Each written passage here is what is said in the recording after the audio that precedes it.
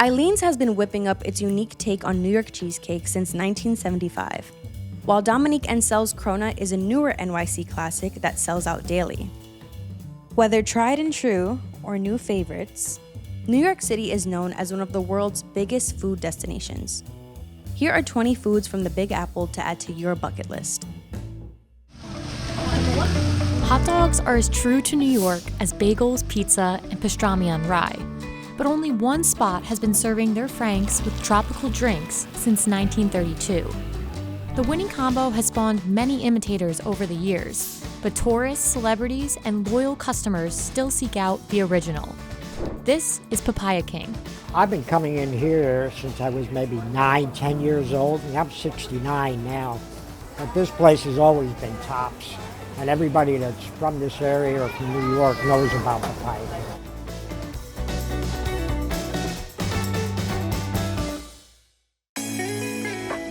We're in Manhattan, where hot dogs are basically around every corner in the city, and we're gonna head to the place that New Yorkers have been going for practically the last 90 years, Papaya King. But before they were selling hot dogs, they were selling something much different, so let's go find out.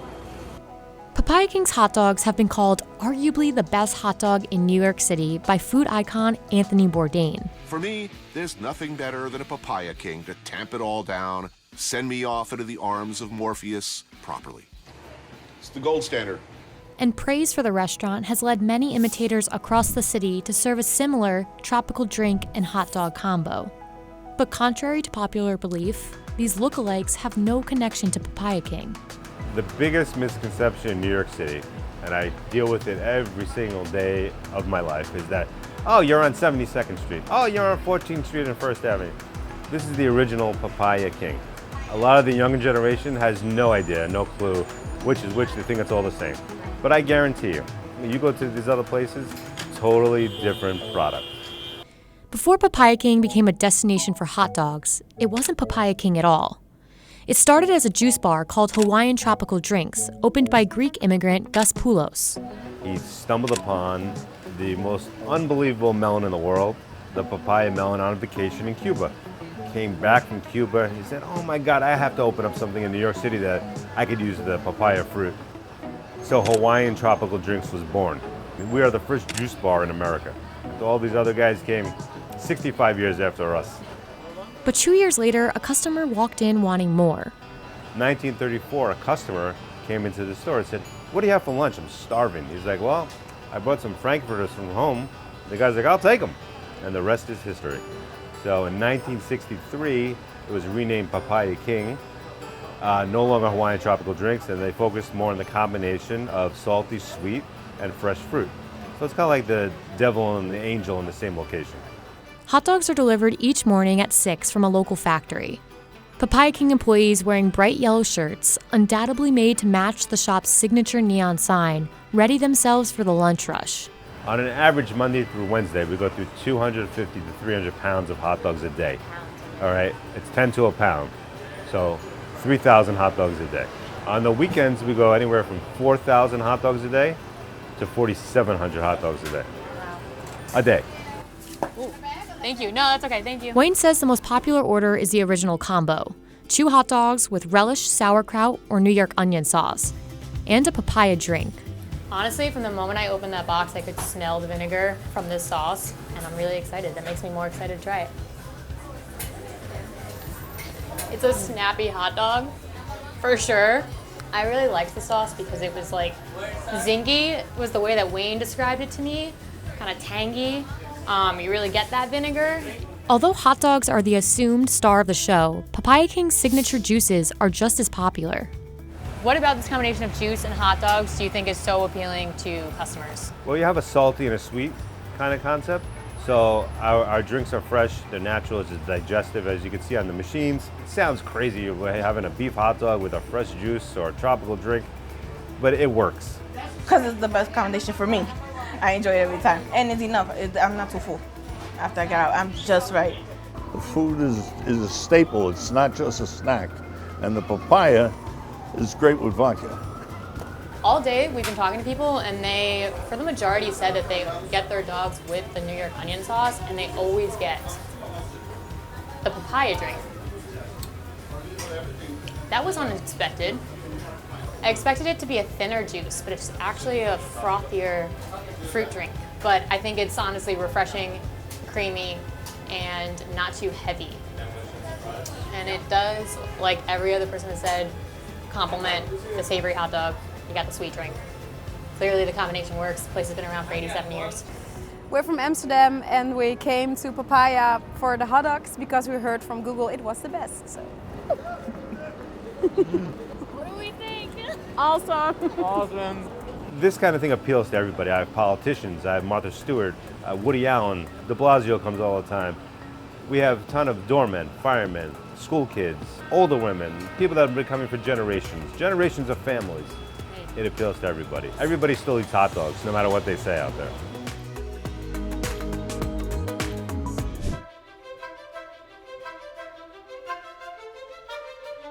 If I could only eat from one pizza place for the rest of my life, I think I would have to say it would be Lucali. Why do you think so many people flock here? I'm still trying to figure that out. Why do you think they pick your pizza? I guess I make a good pizza. This is Mark Iacono. He opened Lucali in 2006. Since then, pizza fans from all over the world have been flocking to his restaurant, even some celebrities. What do you think is the best pizza in Brooklyn? This is something people talk about a lot. Lucali's by far. Lucali's, okay. Every afternoon at 5 p.m., hopeful diners wait in line anywhere from 2 to 4 hours to put their names down on the list for the night. They start taking names at 5, they finish around 5:45, and that's it, we're booked. It's definitely worth the wait. It's definitely worth getting there at 4:30, even if you're not going to eat until 7:30. We got here at 4. My buddy Riley planned the strategy out and said you got to get here at 4, put your name in at 5, and so we waited about an hour more or less. We don't have a reservation policy. We're a really small restaurant. We only have 10 tables. We're open 4 hours a night. You know, it has to be, one person gets up, the next person has to be waiting to sit down. So what makes Mark's Pizza so legendary? No, I had no culinary experience. It wound up being that, I figured it out as I went along. Like I said, I had zero experience. I really didn't know the science behind it. I didn't understand yeast and how it worked and the effects it had on the dough and the proofing times. Mark figured out how to make a delicious pizza, and the restaurant's history is just as rich as his food. I was born and raised here. I still live here. I lived here my whole life. And, the pizzeria we stand in today was an old candy store that I grew up in, that my dad would bring me and my brothers here, Louis' Candy Store. After Louis passed away, his wife Rosemary put the place up for rent. At the spur of the moment, Mark decided to sign the lease. Since opening, Lucali gradually built a strong base of fans. The first time that I went to Lucali was probably about 7 years ago, so I've been eating pizza there ever since. And I heard about it through word of mouth, just people saying, you've got to try this pizza. It's the best that you will have in Brooklyn. Well, we don't have much, it's just pizza and calzone. Joking around, we're always, goofing with the customers. Pizza and calzone, leave him alone. That's all he makes. To get a better idea of what makes Lucali pizza so great, I had to step into the kitchen and learn how Mark makes his pizza. Jesus, my pizza making skills are so subpar. You gonna roll dough? I'll do whatever you want me to do. You want a lot of flour, and you want to kind of start almost from the center and roll out. Is there a reason why you use a wine bottle instead of a rolling pin? Yes, because I don't know how to make pizza. As I mentioned earlier, I never made pizza before, and it was the very beginning. I was probably open a week. And I screwed the dough up. People were screaming at me, they wanted their pizza. I was really slow at the time. I didn't understand. I was like, why won't it stretch? So I called my brother, who lives right around the block, and I was like, bring me grandma's rolling pin, hurry up. And he just took forever, so I just grabbed a wine bottle and just started rolling it out with a wine bottle. And it just stuck. Does it do anything for the taste? Yeah, the pies do come out a lot crispier. Sorry, I have the upper arm strength Put of some a muscle child. into it. Don't put too much thought into it. I think that See, is it's my coming perfect. Okay. You're doing a great job. And then spread your hands, hold it up, see what you got. Perfect, you're done. Look, you stretched the perfect dough. You make it look so easy. I need thousands of these things. So drop it right in the center. The whole thing. Okay, now with the bottom, you want to just make, go ahead, grab it. You're going to do a little circle and just let it, like, you know, like you're making a spiral. Push it out. Yeah? After working here a month, your forearms will be like Popeye. Yeah, I can't relate. The only working out I do is Eating. Yes. And we just dollop it everywhere? Well, yeah, you're not slam dunking basketball. So gingerly place Yeah, it down. just throw it on. That's it, you're done. You did an amazing job. You're so kind. No, you really did. You know you did. Yeah, I think it's an even distribution.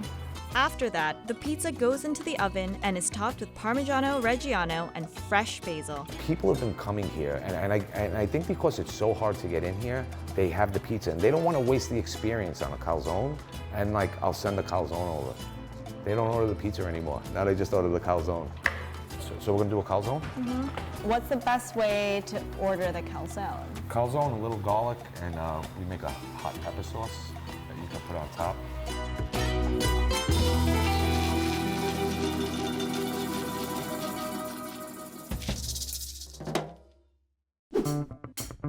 And now, the moment you've been waiting for, the eating portion of this video. I never thought that this moment would come. I have tried coming into Lucali's so many times, and I just haven't nailed the tactic yet. I think I need to come a little early, and to have the pizza made by Mark himself is just almost too good to be true. This is everything that I want in a pizza.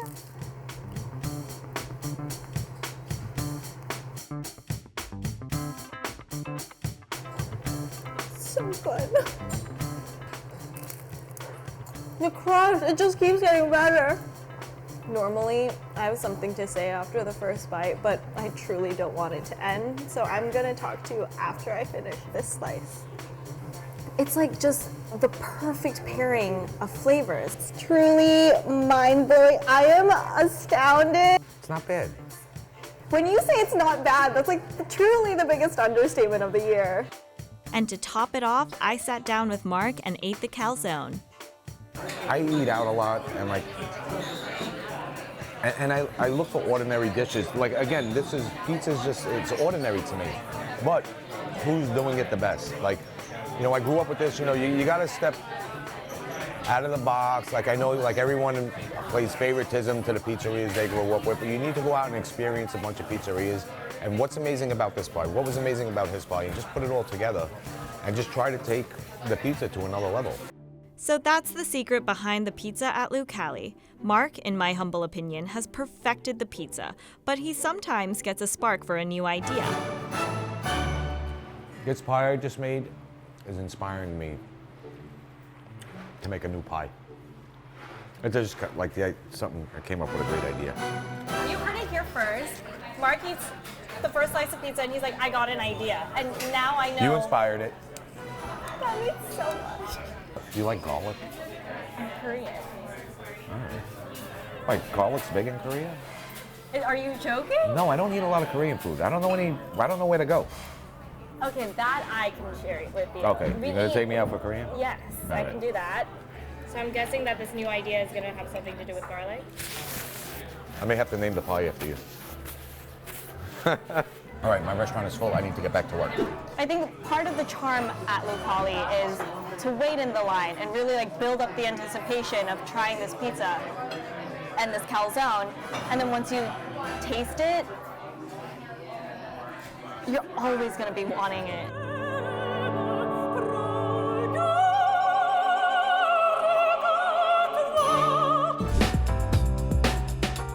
This is the best burger in New York City.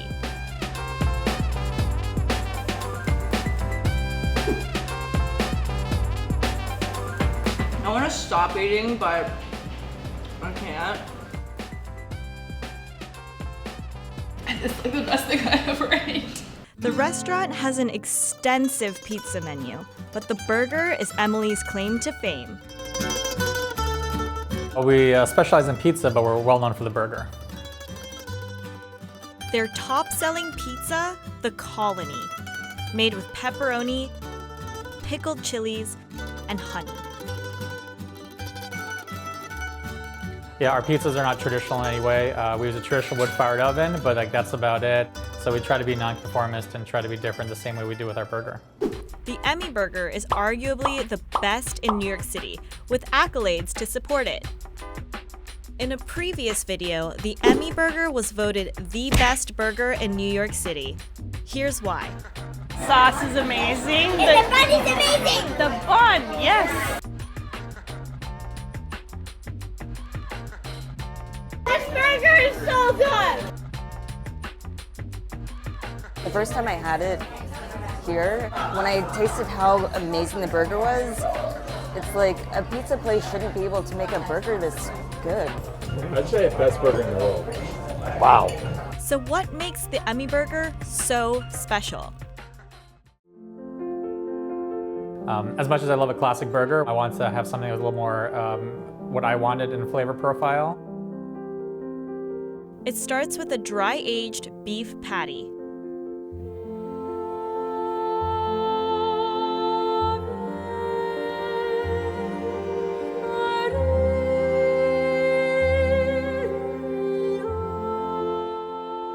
Grafton cheddar,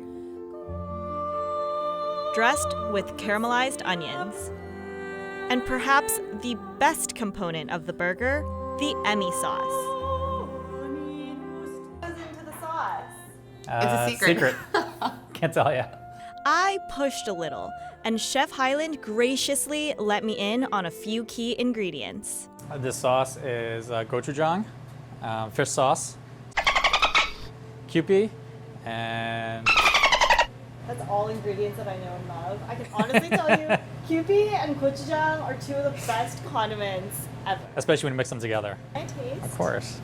Flavor explosion. There you go. Yes. Yes. Right? Yes. Kewpie is a mayonnaise, a Japanese mayonnaise. Gochujang is a red pepper paste, Korean red pepper paste. Wow, that's really good. Yeah. Finally, the burger is topped with a pretzel bun.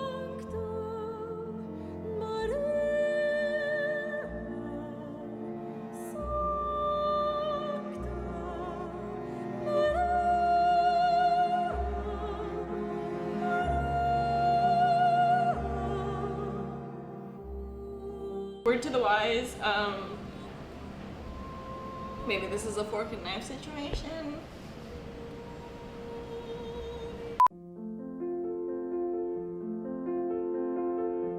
I've lived in this city for 3 years now, and this is unlike any burger I've ever had here, or anywhere else in the world, for that matter. We eat a lot of food for this job. This is unlike anything we've tried before. I like the Emmy Burger because it puts the classic burger on its head. All of the ingredients are basically everything that you would not find on a classic lettuce, onion, tomato, ground beef, patty burger. And it's like the perfect combination of like fat, sweet, heat, and like savory all in one bite. It's messy, but it's worth it. Hey guys, it's Spencer, and we are here at Peter Luger Steakhouse in Brooklyn, New York. If you're looking for the quintessential, old school New York City steakhouse experience, this is the spot.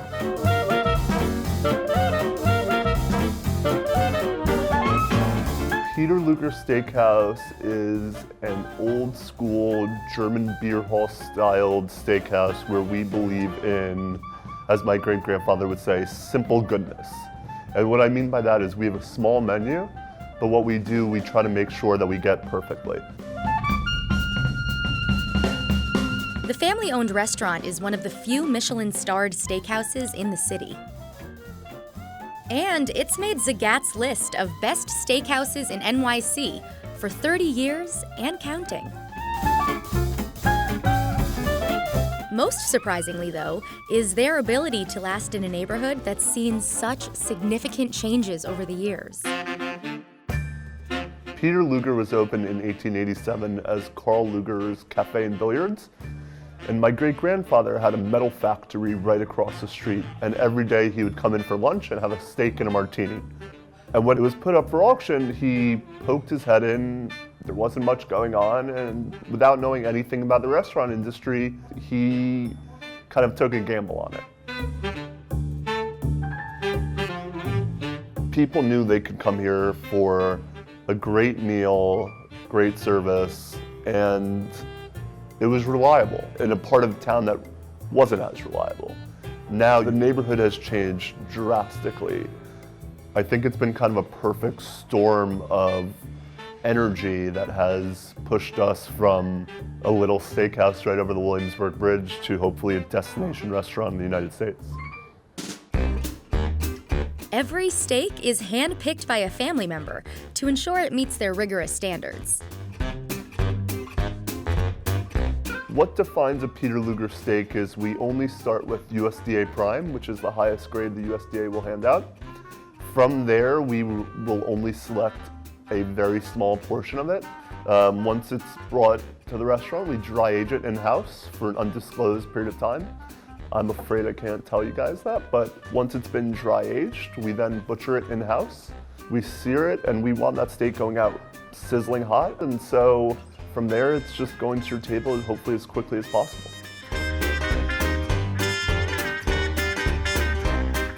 The plate comes out boiling hot, and it's actually still cooking when you get it. It's just fantastic. Are you very excited? No, very excited. It's delicious. So right off the bat, it smells unreal. You could smell it from like a mile away. It looks like it's cooked perfectly. It smells amazing. But the question is, how does it taste?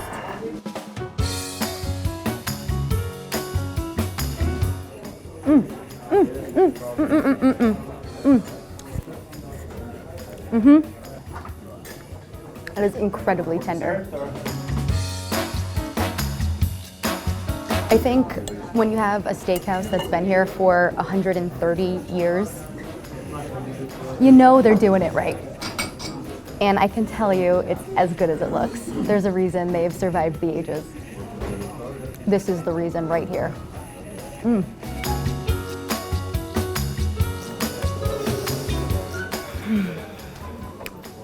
Cheers. The meal is finished with one of their classic desserts, served alongside a heaping bowl of homemade schlag, followed by some official Peter Luger Steakhouse chocolate gold coins. People have just so come to expect that if we don't have that, it's not the Peter Luger experience.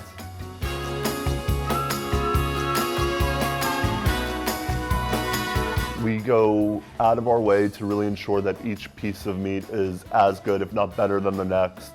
And we keep the menu really condensed and tight, and so it's bare bones, but at the same time, it's the perfect way of experiencing a classic New York City steakhouse meal.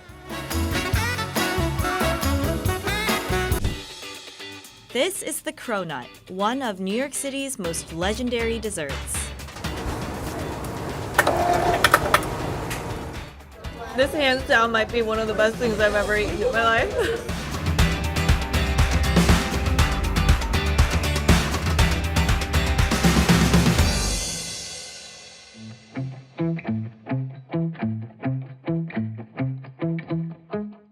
The donut croissant hybrid was created by world-renowned pastry chef Dominique Ansel in 2013. Now, if you aren't familiar with Chef Dominique's desserts, he is famous for his frozen s'mores, his watermelon soft serve, his cookie shots, his DKA, but really the famous one is the cronut. We're here at 7 a.m. to get in front of the line so we can get a head start. The cronuts are extremely limited in quantity and very, very popular. And I want to see what all the hype is about. Let's go. So when I first launched the cronut, it was in 2013 for Mother's Day, so in May. The team at Dominique Ansel Bakery wanted to create a donut-shaped dessert for the occasion, but didn't have any recipes for donuts. So, Chef Ansel made a laminated dough, similar to a croissant, to fit the bill. It took him over 2 months to perfect his cronut recipe. A food reporter from Grub Street tried the pastry by chance, and it went viral. People started lining up outside the next day, and traffic to the bakery's website went up 300%. It's been 6 years now, and the cronut obsession still isn't over. First in line this morning. We really want to try the cronuts. We waited since 7 o'clock. 1 hour, yeah. We have to have the whole New York experience, and that's why we're getting a cronut today. So, what makes the cronut so iconic? First of all, it's limited in quantity. You're not guaranteed one, hence the lines. Every day by noon, all 500 to 600 of them are sold out. This is partly because making the cronut is such a painstaking process. It takes 3 days from start to finish. Chef Ansel finally revealed the home-cooked version of the recipe in his cookbook in 2014, and it proves just how much work goes into making them. The proofing and ganache are the most time-consuming parts. You're honestly better off just buying one. At the bakery, each cronut is proofed, then deep-fried. It's filled with 2 different fillings.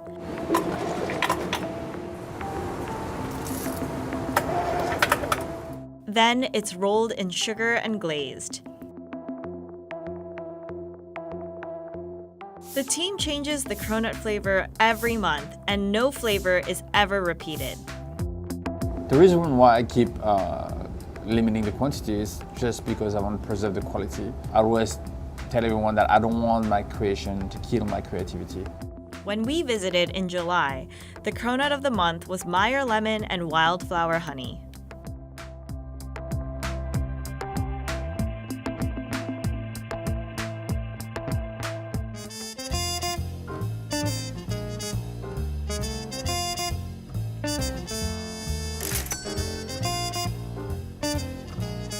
I've been wanting to try this since 2013, and here we are, mid-2019, first bite of the cronut.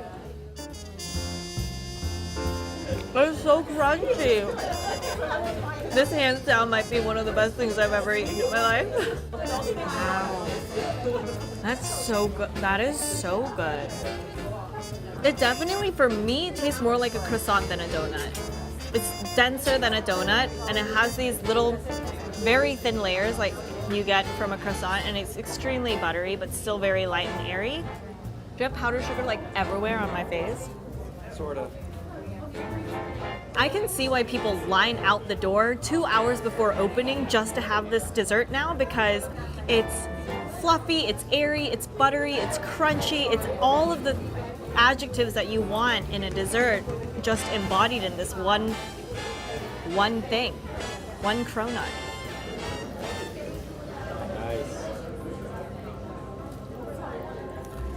It is messy though.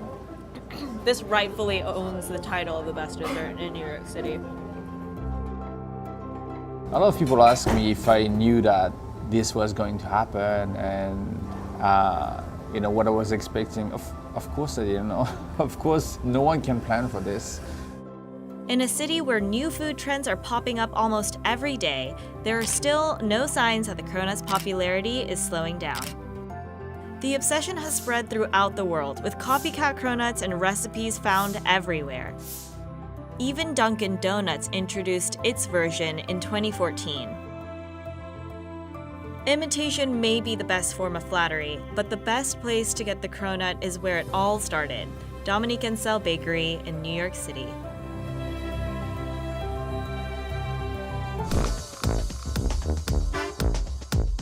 A Google search on the best grilled cheese in New York proves that Murray's Cheese on Bleecker Street holds the coveted title.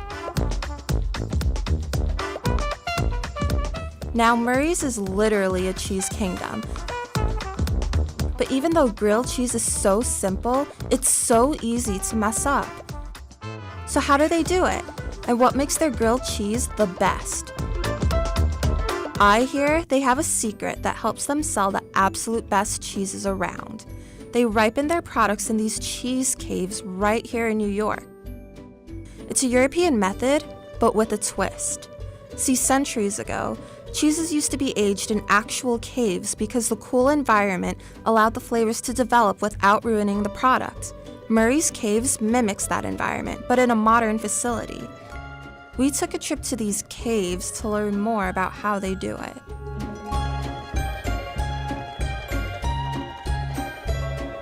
Hey guys, it's Jasmine. And it's Jake. And we're here at Murray's Cheese Distribution Center in Long Island City, New York, and today we're exploring their cheese caves. We got suited up. You ever watch Grey's Anatomy and they scrub before they go into surgery? Yeah. That's exactly how I feel right now. First stop, the Bloomy Rind Cave. Don't freak out, but these cheeses are all covered in mold cultures like penicillin to help them age quickly. It's not the icky kind of mold that's bad for you, so it's totally safe. So how do you introduce the cultures into these cheeses? So it depends on the style. The cheeses in this room, the cultures come inoculated into the cheese, and we're pretty much giving them the environmental conditions to thrive and grow. Next up on the tour, the Alpine Cave. The Annalise cheeses in here are also known as the mountain cheeses. They're called that because they're made at high altitudes from the milk of animals that love to graze there. So this here is a Murray's only cheese. Nobody else has this specific kind of cheese? No, this one's exclusive to us. We imported about 2 months old from Switzerland, age it here for another at least 10 months. They also get washed with water regularly to keep from drying out and cracking. The water for the cheese is like chapstick for your lips. Next up, the Washed Rind Cave. Unlike the cheese we just saw, the Greensward cheese in here is washed in beer so it slowly forms bacteria and yeast. But it doesn't quite taste like a bottle of Sam Adams. The spruce bark tied around the cheese gives it a smoky flavor and keeps the cheese together. And finally, the last stop, the Natural Rind Cave. It's home to a special New York cheddar created by the Murray's team and wrapped in cloth. Everything in here ages for an entire year before being sent to the shop. So what makes this grilled cheese sandwich better than the rest? We asked Murray's executive chef what sets the Murray's melt apart. I think it's the blend, the ratio of the cheeses, and the bread that we use, and then the amount of butter we use. I think a lot of places don't use enough fat when they're making their grilled cheese, and that's kind of the key to the even golden brown, crispy outside of the grilled cheese. So this is our greensward. This is obviously, now that it's in our store, in the perfect stage for consumption. I think the ones that you all saw in the caves were a little underripe, so this is now perfect for eating. And then again, our cloth-bound cheddar, the stocking haw, and our Alpine style Annalise.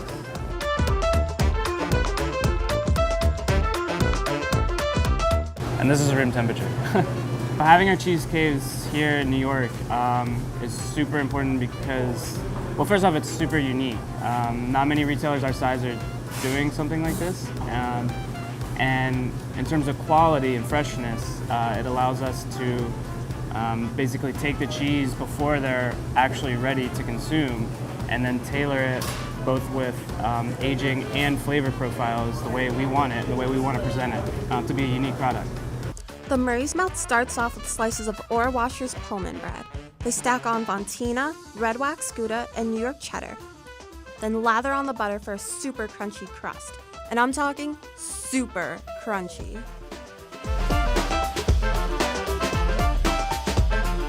Now, Jake, you're a huge cheese lover, so what are your expectations going into this? Do you think that the Murray's Melt will live up to the hype? Yes, I love cheese, and I'm picky about my cheese. I like it, I want it to be creamy, I want to be able to taste things.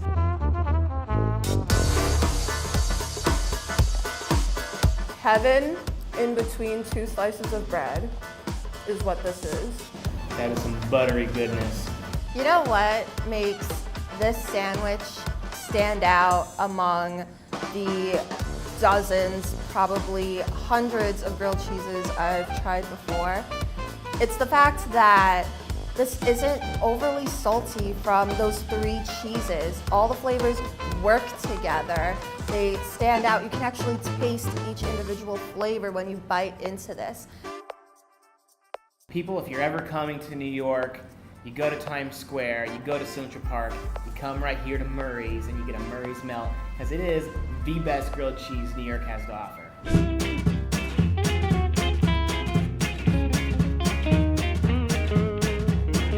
The line of customers is always out the door, and for good reason. A small order of rice, vegetables, and a choice of protein ranges only from $4 to $5. Yeah, I come here often. The food is really good. The price is really cheap. What do you think about the price? It's reasonable, inexpensive, great price. Hey, look, I come from the Lower East Side because over there the food is like $10 for a little tray. Whatever we get over there, we get over here for $5. It's unbeatable. You can't beat that. Like many of the customers, Mike Chen says that this is the best cheap eats in Chinatown. I had to try it out for myself, and Mike was kind enough to take me.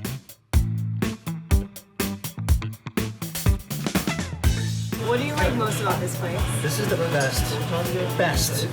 best char siu I've ever had outside of China. Outside of Hong Kong. Char siu is a Cantonese-style roasted pork. How did you find this place? Oh, it was completed by accident. I used to film weddings around here as my previous life. I would have an hour for break for lunch, and this place was fast, it was convenient. I saw a line out the door, tasted it, changed my life. 我们点一个那个叉烧饭。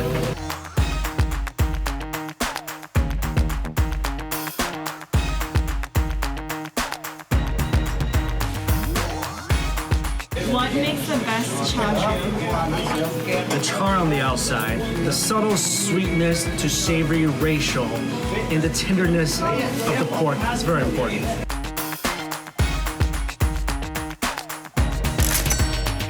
The roast pig is great as well. I mean, you can't go wrong with anything you get here. So we got the roasted pig and the roasted duck.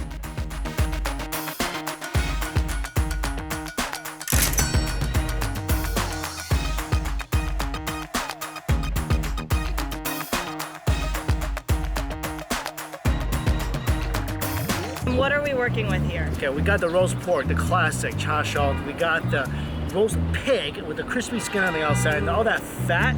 You see that? Nice fat right there in the middle. And then, of course, you got the roast duck. And this will feed you. This is condensed, but there's a lot of meat on this, right? Yeah, my biggest concern is, this is $4 and it looks flavorful, but will it really fill me up? You're gonna eat like a third of that, you're gonna be full. If you're gonna get this anywhere else, it's gonna run you about $5, $6, and it's not gonna taste nearly as good. You're selling this char siu barbecue pork like it's the best thing in the world. What makes it so good? Everything. I mean, you see the rice is changed completely because of the juice from the char siu. Even the rice on its own is now magical rice. Even if this wasn't cheap, it tastes so good that I would spend more than $4 on it. Next up, pork belly. I'm very interested in this crust. Have you had this before? Oh, please. That outer skin crunches like chicharron almost. So you got 3 different textures here, right? You got the crunchiness of the outer skin, right? Between the lean meats and the skin, you got that piece of fat. So 3 textures, almost 3 distinct flavors. Roast duck is one of those things I feel like at Chinese restaurants are probably the most expensive thing on the menu. What makes roast duck great roast duck? Well, I love the fatty parts of it with nice seasoning and the skin just a bit on the crispy side, just so the skin isn't like all too mushed up. All right, here, this is the best part. There you go. You should get a lot of grease with that, right? Yeah, that's good stuff. Happier now? For less than $20, we ate 3 different kinds of meals that really will fill up any stomach. Rank 'em. I still love the roast pork chasho the most. Then I love the crispy pig, and then the duck. For me, it's pork belly, chasho, and then the duck. We could not finish this, so we are gonna go back to the car and finish the rest back at home. Time stands still inside one of New York City's oldest ice cream shops.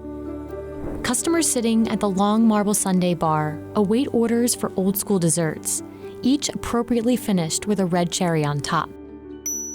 This is Eddie's Sweet Shop, and it's been serving the most legendary ice cream sundaes since 1925. It's like going back in time for me. It's like finding a place that I didn't think existed anymore.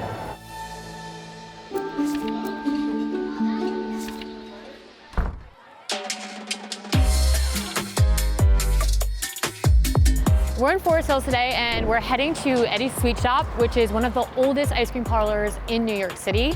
They're known for these huge, over-the-top sundaes that are legitimately the quintessential sundae you would imagine in your head.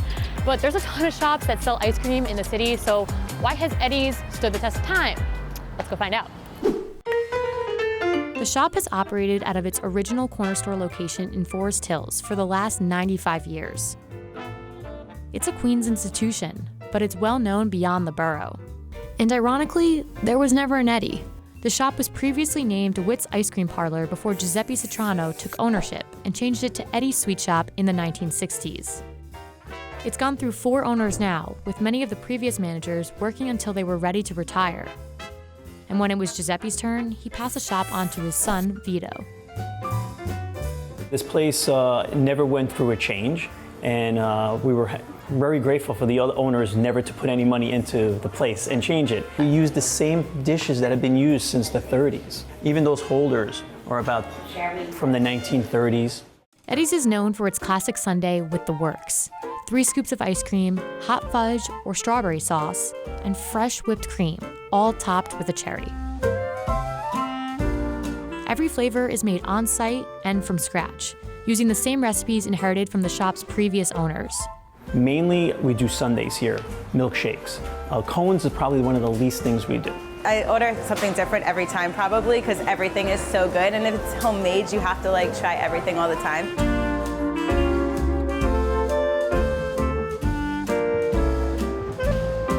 It's almost like luscious. It's so creamy.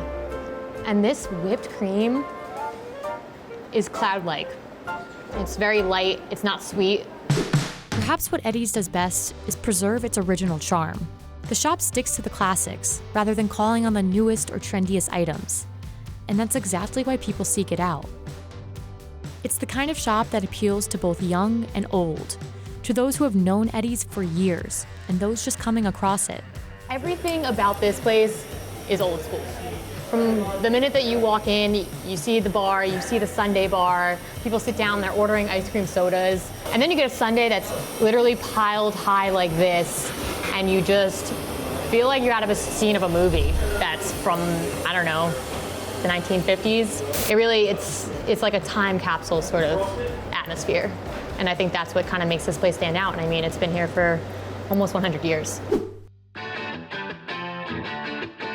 So it seems like, too, that there's an effort to keep things old school and to keep things traditional. Would you say that's true? 100%. It's so scary to say. My father used to say it, now I'm saying it. What I see is our customers coming in with their children, and now their children are bringing their children. And what's great about this place is they can always say, this is exactly how it was when I came as a child, or when Grandpa brought me. It's what I imagine something to be like from back in the 30s, 40s, you know? It's a trip back in time, and you got to experience it. The Lemon Ice King of Corona began in 1944, when Nicola Benfaremo began churning and selling ice out of his garage in a largely Italian neighborhood. Nicola's son Peter partnered up with his father to open up a storefront in 1964, just in time for the New York World's Fair in Flushing Meadows, Corona Park, which attracted more than 51 million people around the globe.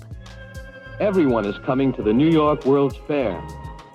The real Lemon Ice King started here through Peter Benfaremo. You know, even though we got to acknowledge his father, obviously. Yeah, he took it to the next level. That's Mike Zampino and Vinny Barbaccia, the current owners of the Queens Institution. Pete to me was like my second father, probably one of my best friends as well. An immigrant from Italy, Nicola made his ice the traditional way, using natural ingredients and actual pieces of fruit, like in Sicilian granita, a semi-frozen dessert with a sugar and water base. But what made the Benfaremo ice stand out was its creamy texture, which was unlike the coarse and crystalline versions of early Italian ice, and which they achieved without using any dairy. No dairy at all in any of the flavors. You assume like, yeah, it's a cream ice, you know, it's got milk in it, it's got dairy in it. No dairy in it. It's just our recipes that make the product turn out the way it does. Can't say nothing but the best. Always been eating it, and as you can see, still eating it. We get a lot of input from like the neighborhood, where it used to be more like pistachio, lemon, orange. That's more traditional Italian flavor, and that was what the neighborhood was. Now, as the neighborhood changes, we see we're selling more mango, pina colada, with more of the tropical fruits. I'm here all the way from Ohio to taste this. This is great! Overwhelmed by the praise, I couldn't wait to get my share of the iconic Benfaremo Italian ice. Out of their 36 flavors, I decided to try their cult classic, peanut butter, which contains chunks of peanuts throughout. But first, their most popular flavor, the namesake, lemon ice. Lemon Ice King. Lemon. Lemon is lemon. It comes in the form of a rose. All right, so here we go. This is truly amazing. On a humid day like this in New York City, this is exactly what I wanted to taste right now. This tastes like fresh lemons, but also it's sweet too. So if you're a sweet tooth like me, you would love this. But if you're having Italian ice for the first time, you are gonna feel like kind of like prickles on your tongue, but they're refreshing prickles because it's just like the coldness of the ice that's really so refreshing. Do you guys want to try some? You're gonna have to come to Lemon Ice King. This is Lemon Ice King Corona's newer flavor. It is the peanut butter ice. It's become a hit amongst the community and a lot of people around New York. So I'm really excited to try this out. This is the one that I saw on social media that people were raving about. So here you go.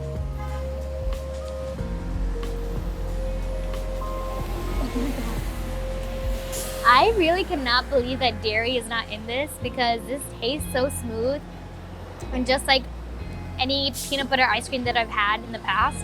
Again, whatever flavor you're aiming at, you're gonna find that it's the best you've had.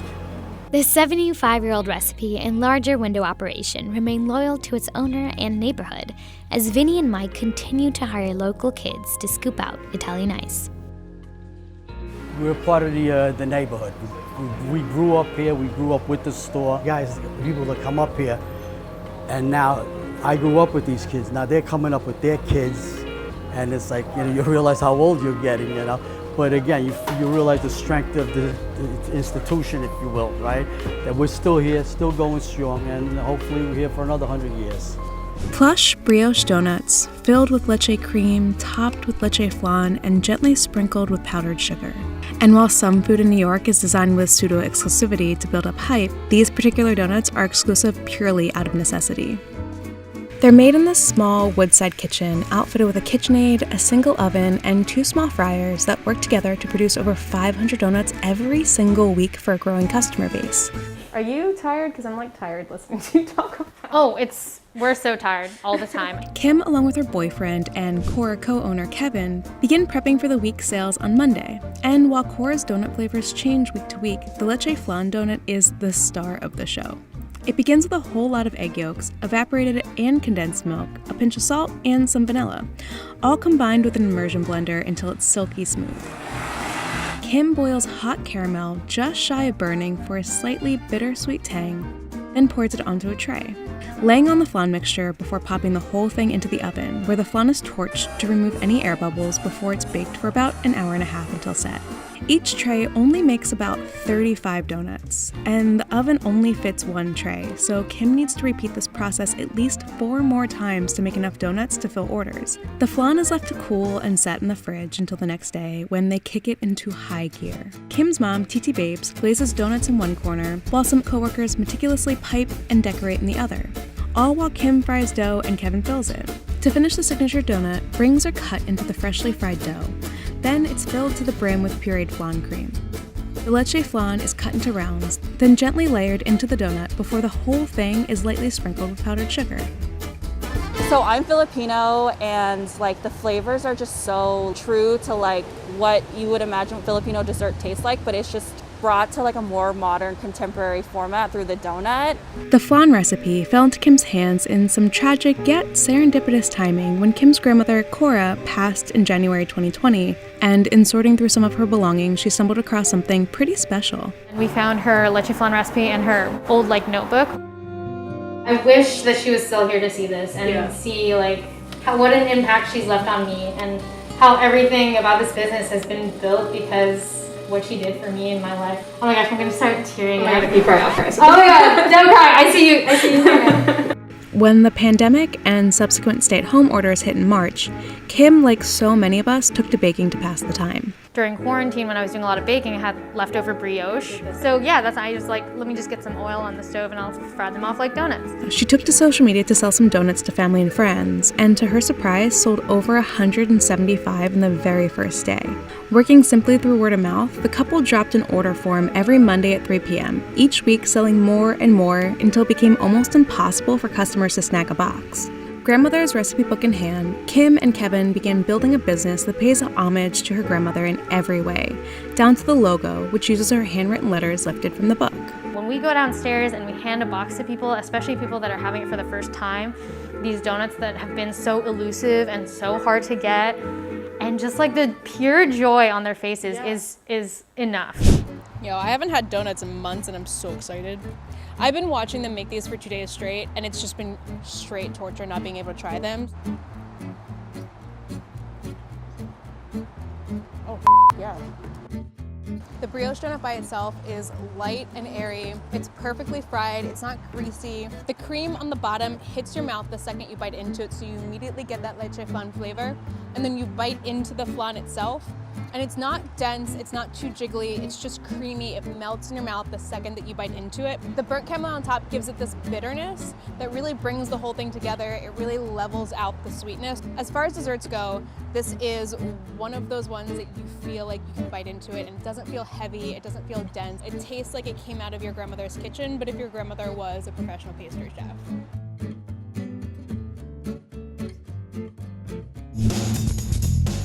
If you're in New York looking for an authentic South Indian dosa, venture out to the Ganesh Temple in Queens.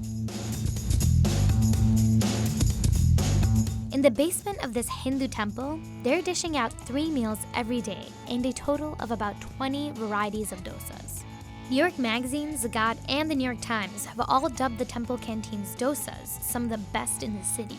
And some esteemed visitors like Anthony Bourdain and Padma Lakshmi have stopped by to savor the dish.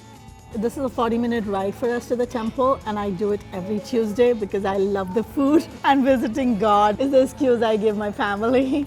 Everybody from India, they like this South Indian food. Hey guys, I'm Mitha. And I'm Abby. And we're here at the Hindu Temple Society of North America in Queens, and we're about to try some dosas. I'm pumped. I've never had dosas before in my life, and I've seen these on Instagram and they look delicious. So which one are you excited to try out? I'm excited to try out the one that's like the length of the arm that I've seen all over the internet. And what's so cool about this temple canteen is that there are a variety of dosas. They sell so many kinds, and it's hidden inside a basement. So let's go find it.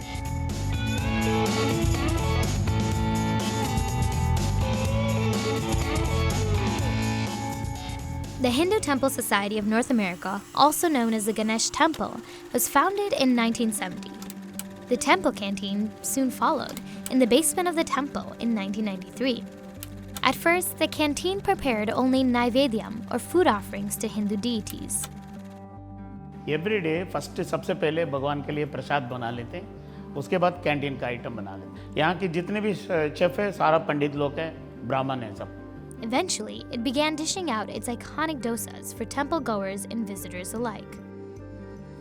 Even in the temple, everybody is invited to come. So why would we differentiate in the canteen? I tell you, food anywhere will bring people together. The canteen caters to a strict Hindu vegetarian diet.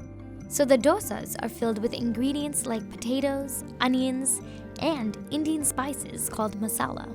The origins of Indian food in America are complicated, but many agree the cuisine likely showed up on the West Coast in the early 1900s. According to NYU professor Krishnendu Ray, who's been studying the cuisine's rise for almost 2 decades, advertisements for Indian restaurants appeared in New York City's white newspapers in about the 1920s. But it wasn't until the 1980s that foods like naan and tikka masala became more common.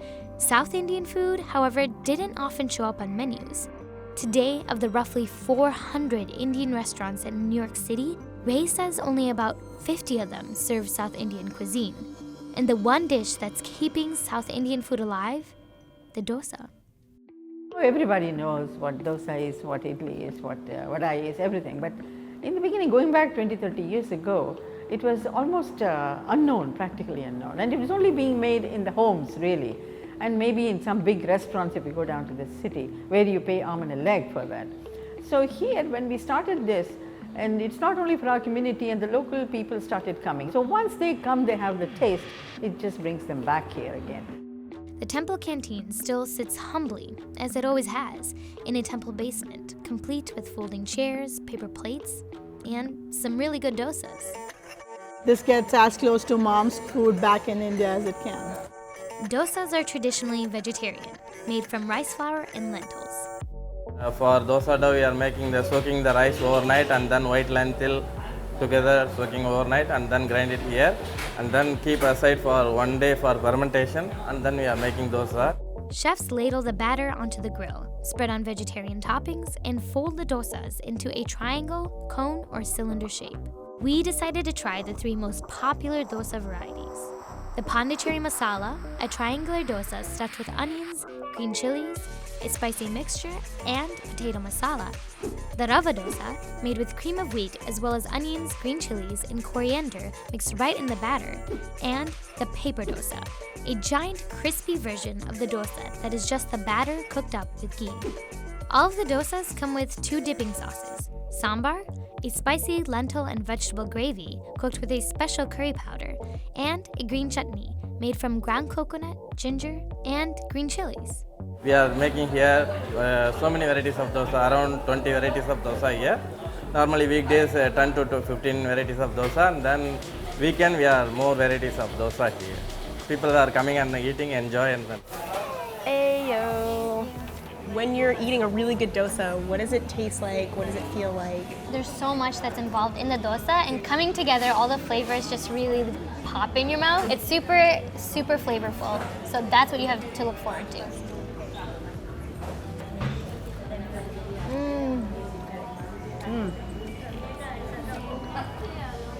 This definitely has a kick to it.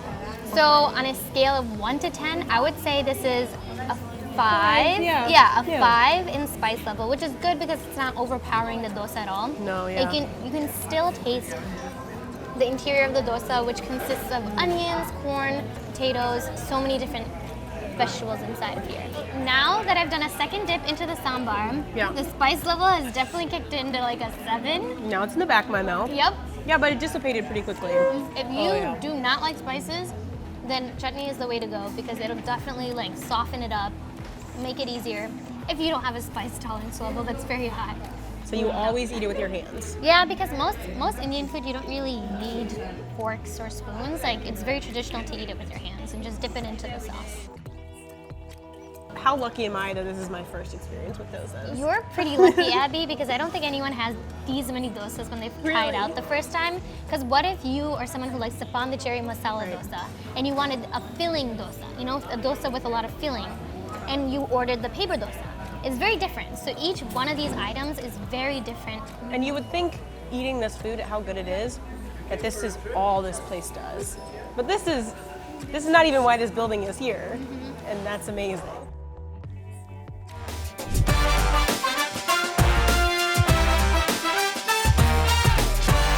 When you're in New York City and you're craving soul food, you head to Harlem. And anyone that grew up in this neighborhood knows that Sylvia's is the place to get it. Hey guys, we're in Harlem about to try some of the most legendary soul food in New York City, Sylvia's, and we're even gonna see how they make it, so let's dig in. From ribs and collard greens to chicken and waffles, Sylvia's has been dishing out Southern comfort food for 57 years, and people love it. I love the fried chicken. 7 days a week, locals, tourists, and even celebrities crowd around these famous tables. Like our barbecue ribs and our pork chops. Big fan. Whoopi, hands down. She loves it. Chris Rock, candy yams, macaroni and cheese. Everyone loves our cornbread, from the Clintons to President Obama. The list goes on. Jennifer Lopez, Nelson Mandela, Muhammad Ali, Beyonce.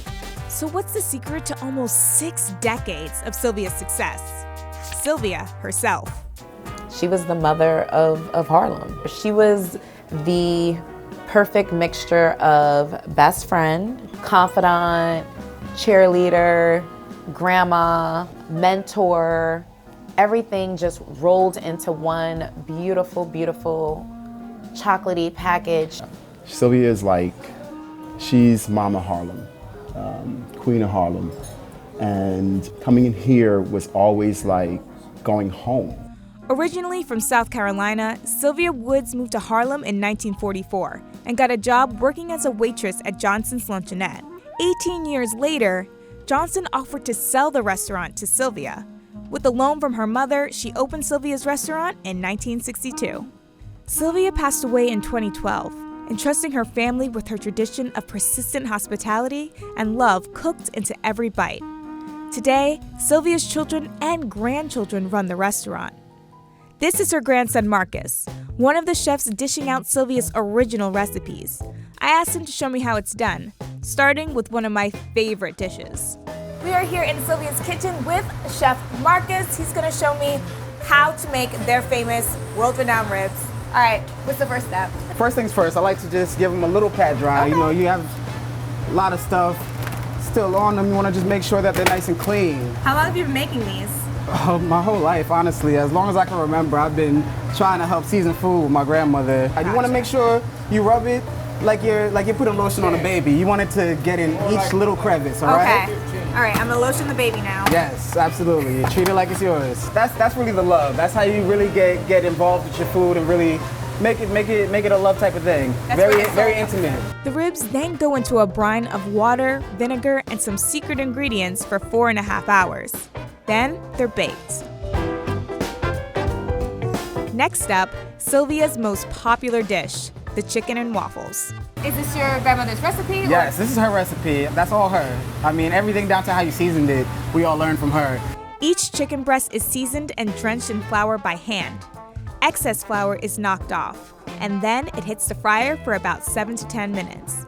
Those pieces come out crispy, golden brown, perfect for topping on waffles. Everyone that's coming in is like ordering chicken and waffles. We cannot fry the chicken fast enough. The poor waffle machines are just like constantly, like if they had a voice, they're just screaming like, oh my God, leave me alone. Sylvia's is also known for their collard greens, a Janet Jackson favorite. To get rid of the pesky sand or grit that the greens grow in, they have to be washed multiple times. Finally, they're cooked in the same big pot Sylvia's has been using for almost 60 years. But no meal is complete without a side of their 4-cheese mac and cheese and their classic cornbread. Now that I've played my part in serving up a little Sylvia's love, I had to go eat. This looks incredible. I'm getting so many flavors just in my nose without even tasting it right now, and I just literally smell the love coming off of this plate. The ribs are what's grabbing me right now. The meat is completely fall off the bone tender. And even though they were cooked 3 times, they're still so incredibly juicy, which is astounding to me. I just need another napkin. I need the whole stack of napkins. Soul food isn't meant to eat daintily. You gotta go for it. The ribs were phenomenal, and that chicken had me singing. So crispy, so juicy, and stacked on top of a thick waffle. It's been great. It's still gonna be great, and I mean, I guess you guys can leave. You probably don't want to see what I'm about to do to all this food right now. See ya. The last time I came to Sylvia's, I was 10 years old, but the flavors haven't changed. The energy and the comfort inside hasn't gone anywhere. And even as Harlem keeps changing around it, I'm confident that with some damn good food and a whole lot of love, this restaurant will continue to be an anchor for the community. And Sylvia, forever the queen of soul food. The internet has been going crazy for this bubble tea stop based in Taiwan. And it's finally Manhattan's turn, with people in New York waiting hours to try it. I've been waiting in line for an hour. I've been waiting for an hour. I've been in line for about 4 hours, so.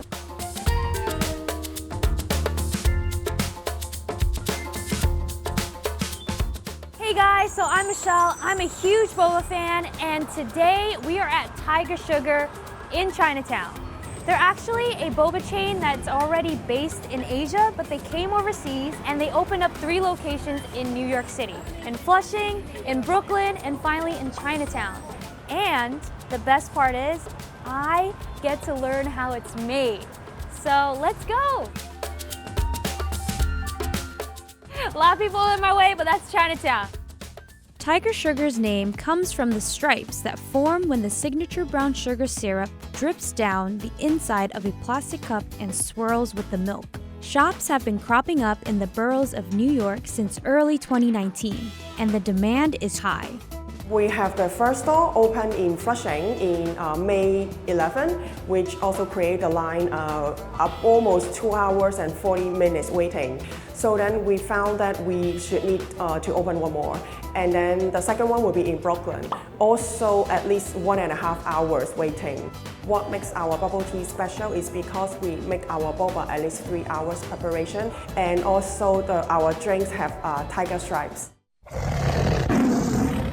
The tapioca, it is all imported from Taiwan. And then also we have a special formula. Like you can actually see the flavor in it, and then it's very Instagrammable. If you love brown sugar, then you'll really like Tiger Sugar. Kit, I'm so happy to be here. Thank you for having me. I love boba. And I actually went to the Flushing location and the Brooklyn location, and I'm really happy to be in the Chinatown location to learn how to make this. So here, first part, we're gonna do something which is secret. I'll see you in a second. The first step to making a perfect cup of Tiger Sugar is to coat the cup in their signature brown sugar syrup. But the exact method is a company secret. It was not as easy as it looks, so. All right, next part, we are going to put in the tapioca. What is the difference between the boba and the pearl? This is the most question people ask, the customer asks. The boba, our size is bigger one, and the pearl is the mini one. So then when they add together, it will be a very amazing chewy texture when you drink it. Adding some ice. We're gonna fill it up to the top, right? Yes. Next, we're gonna put our organic whole milk. Then, we're gonna seal it. Oh! It's automatic! But look at that. Wow, it's nice. It's nice? Yeah. I think you're just being really nice to me. These look like more like tiger paws. When done by one of the pros, this whole process takes only 10 seconds from ordering to receiving a cup of boba in your hands. So I finally got Tiger Sugar's brown sugar boba and pearl with cream mousse. I'm super excited to try it. You can really see the difference in size between the tapioca and the pearls. And look at those stripes. I have to shake it 15 times, so here we go. We're just gonna shake it back and forth. 1, 13, 14, 15. Woo! Look at that. And don't forget, just have some confidence as you're sticking in your straw. The first thing that really sticks out is that the bubbles are very well made, very balanced and very very excellent depth of flavor with the caramel as well. This is the best boba I've ever had. It's boba-tastic. Mmm, perfection. Okay, if you are really into milk and tea and different size balls in your mouth, this is it. It's really fun. You never know what you're gonna get. I could really feel the balance in this whole drink between the milk, between the tapioca and the pearls. It's just great. Overall, I really like Tiger Sugar's addition of the pearls to their brown sugar drink. For a little over $5, it's a pretty solid cup of boba. and it really is great for the gram. So if you don't mind waiting in line, I definitely think it's worth trying at least once. Down in Manhattan's bustling financial district stands one of the city's most iconic culinary landmarks. This is Delmonico's, and it's been standing here since 1837. The steakhouse is not only one of the longest running restaurants in New York, it's one of the locations that possibly invented Eggs Benedict. This fancy egg dish is said to have been created at Delmonico's in the 1800s. Even then, hollandaise sauce was used. What is Eggs Benedict? Yes. But its fame goes far beyond one dish. If you Wikipedia fine dining, this is what should show up.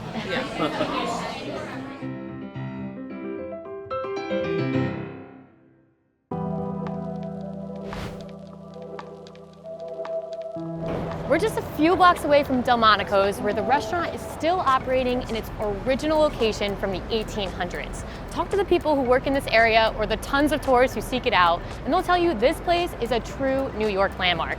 So let's go head inside to learn a little bit more about this historic steakhouse and how the original Eggs Benedict recipe came to be. Before Delmonico's became Delmonico's Steakhouse, it was a small shop run by two brothers who sold pastries, coffee, and chocolate. With enough success, the Delmonico brothers bought a plot of land in Lower Manhattan in 1837 and opened what is now considered the first fine dining restaurant in the country.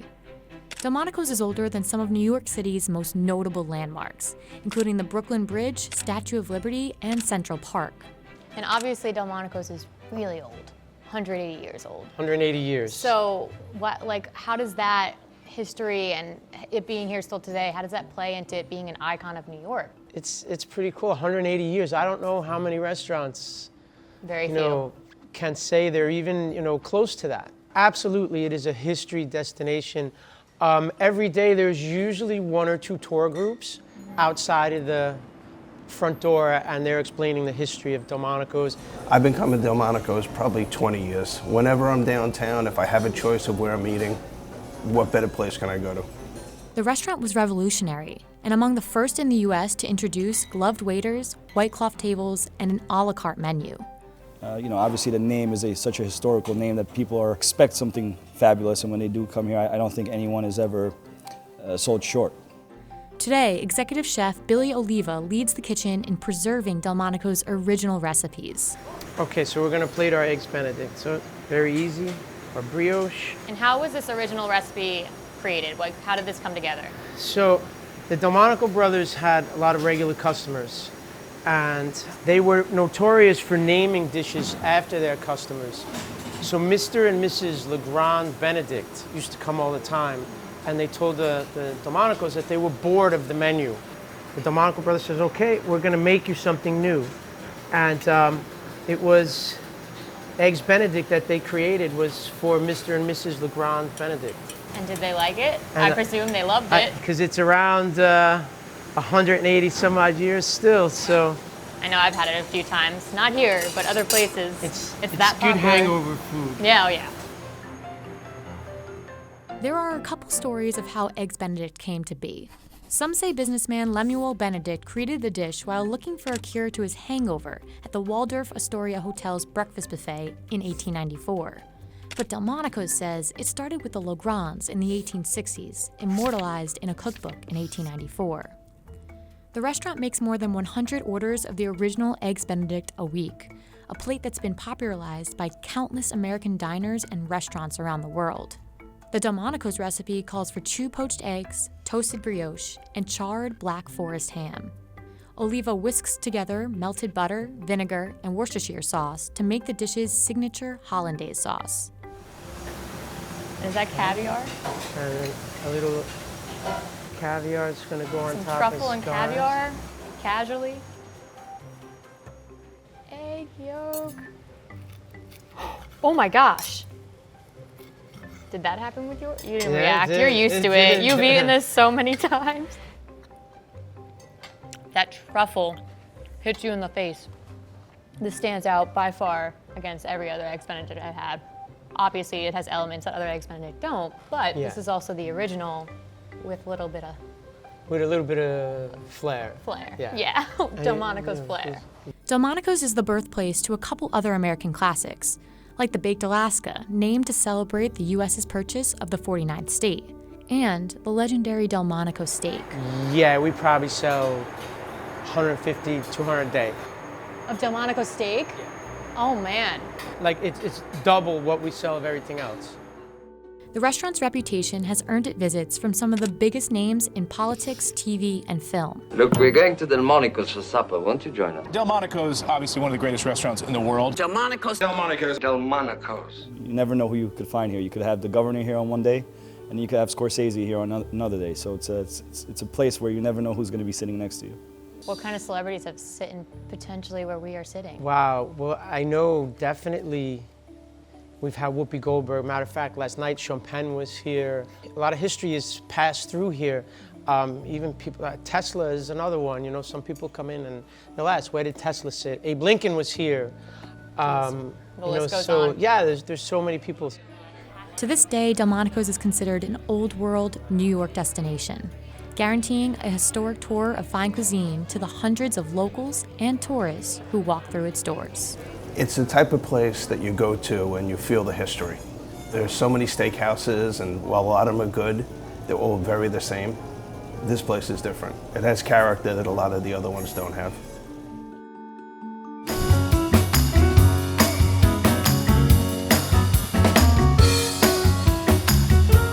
There's a cheesecake hangover you get. So classic New York cheesecake sometimes can be very dense and thick.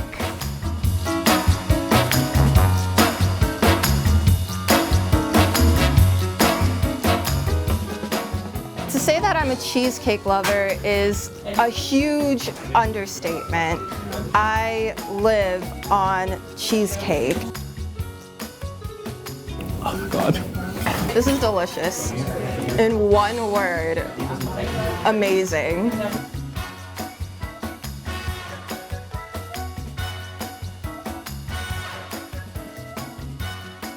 You know, in the 70s, this was a ghost town. No one even knew where Cleveland Place was, you know? And now here we are today, where we're a location that people, you know, look for when they come to New York. So, Tourist destination. You know, we're a tourist destination, yeah.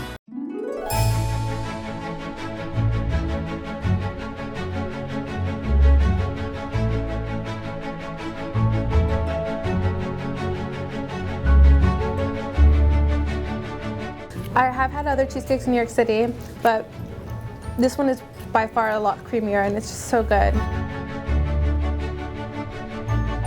My mother was shopping at a deli one day and she had my sister and I with her, and the owner of the deli, named Bill, had asked my mother to taste a cheesecake, and she just immediately started to cry. And he said, "Eileen, what's wrong?" And she said, "You know, you said the word cheesecake and I just lost my mother, and cheesecake was her specialty. It was the best."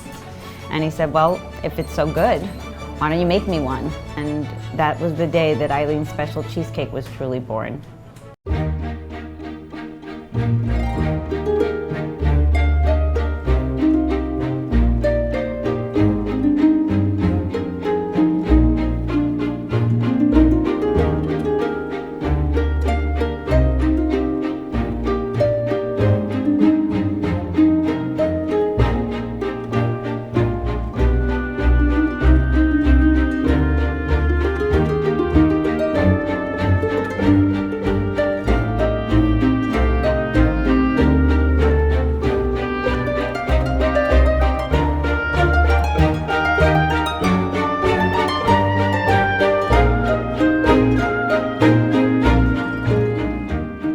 If you give 3 people the same ingredients, you're gonna get 3 totally different products. You know, it's gonna come out differently because people will time their batters differently, they mix things differently, the way they fold the egg whites into the batter.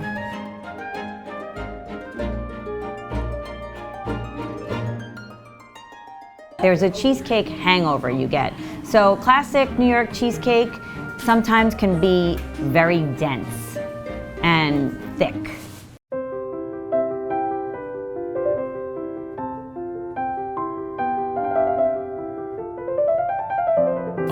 It's like butter. This is heaven on a plate. I have some thoughts.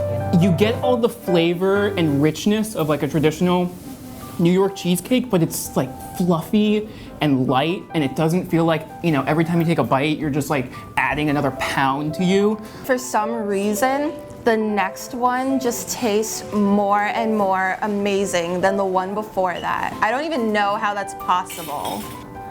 If love had a flavor, this would be it.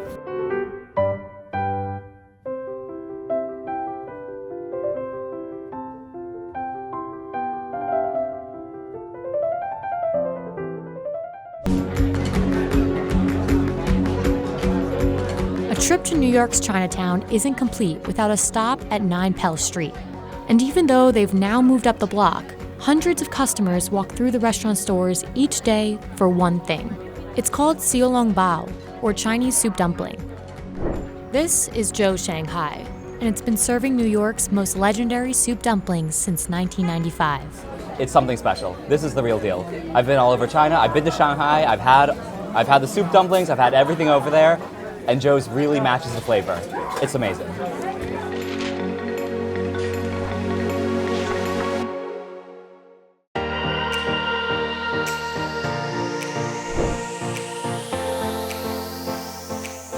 We're on Pell Street in Chinatown today, and we're heading to one of the most iconic restaurants in this part of the city.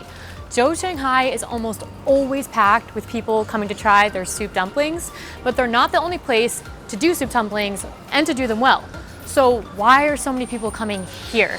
Well, that's what we're here to find out. Soup dumplings are a staple dish in Chinese and in particular Shanghainese cuisine, thought to be invented in the late 1800s. They are made using a very thin dumpling skin that's rolled out and flattened into small circles.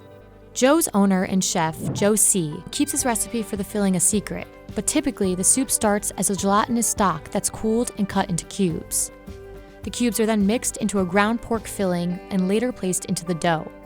To seal the dumpling properly, each layer of the wrapper must be folded over itself to create a pleat, a skill that looks effortless for Joe but takes many years to master. What makes a soup dumpling a true soup dumpling? 通常咧一個包咧大概都係26個紋，如果功夫好啲嘅話咧，可以整30個紋。OK， 就包得多咧就靚咯，個賓咪靚咯，個包咪靚咯。靚咁你知啦，一睇到咁靚就想食噶啦嘛，係咪？就係咁道理啦。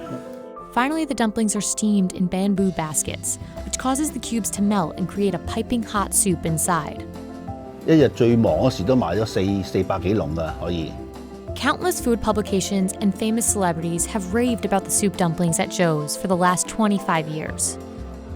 Joe learned to make Shanghainese cuisine while training to be a chef in Hong Kong. Following his training, he moved to the US and worked in several New York restaurants. 我嚟嗰時都係幫人打工，嗰時呢度都未有小籠包嘅。OK， 咁後尾一路打工一路儲啲錢啊，咁啊諗下整啲新嘢出嚟啦，咁啊諗到個小籠包咯。Joe opened his first restaurant in 1995 in Flushing, Queens. His iconic location on Pell Street in Chinatown came just a year later. But for Americans eating it for the first time, it was no easy feat. 我一開頭咧，佢哋唔習慣 ，OK， 因為有湯入邊啊嘛，佢哋都唔知道，所以咧食嗰時咧有啲麻煩，成日錄督自己 ，OK， 後尾咧嗰啲中國朋友教佢點樣食咧，佢就變咗好得意，都like interesting 咯，啊，咁啊一個一個介紹，一個一個介紹咪變咗 popular 咯。As the popularity of soup dumplings grew, so did the number of customers dining at Joe's. And today, the restaurant is widely credited with popularizing the dish in the city. What's the takeaway? Oh, awesome. Yeah, we're getting another round because they're so good. At Joe's, customers sit at round communal tables awaiting their bamboo baskets filled with 8 pork or crab soup dumplings. That broth is so delicious. It's savory, it's hot, it's like I have this warm feeling in my body from just slurping that soup. It's also a cold, rainy day, so this is honestly the ideal meal right now. Though many restaurants now specialize in the dish, Joe's is still considered a rite of passage for those looking to try the quintessential soup dumpling of New York City. So I'm visiting New York for the first time. I'm from Minnesota, and I have a friend who used to live here, and she said this is the best place in all of Manhattan, and if I go anywhere for lunch or dinner, it has to be here. This is the real deal. I would be happy coming here instead of flying back to China. Whether you prefer them thin and tangy, or you lean towards sweet and savory topped with crispy fried chicken, you can't go wrong with a stack of pancakes. And these pancakes are so popular, people are willing to wait hours to get a bite. I'm originally from the Midwest, and those home-cooked meals that really hit you deep down in your soul, they bring that here to New York. You can come in and see a celebrity, you can come in and get a great meal. It's the entire experience. Weekend brunch in New York is honestly its own institution. It is hard to find a restaurant here that doesn't have a brunch menu. And Bubby's has been doing up brunch for decades. And today I'm eating the very best that brunch has to offer, fried chicken and pancakes. Walking into a restaurant named for Jewish grandmothers, one could only expect a homey vibe and hearty, well-cooked food. And Bubby's doesn't disappoint on either end. You know, you feel like you're coming home and you're getting a great meal every time you come. My typical order, I always get a side pancake. You get a side of pancakes? Just one pancake. Every time you come here? Every single time. What makes them different from other pancakes you've had before? Oh man, I don't even... You're speechless over pancakes. Yes, they're so good. You can't miss them. I eat at Bubby's every day. That's Ron Silver, and after 30 years of owning and operating Bubby's, even he can't get enough. Brunch is a great thing. A long, drawn-out meal and eating all these sort of sweet, savory foods together. It sort of reminds you of the day after Christmas.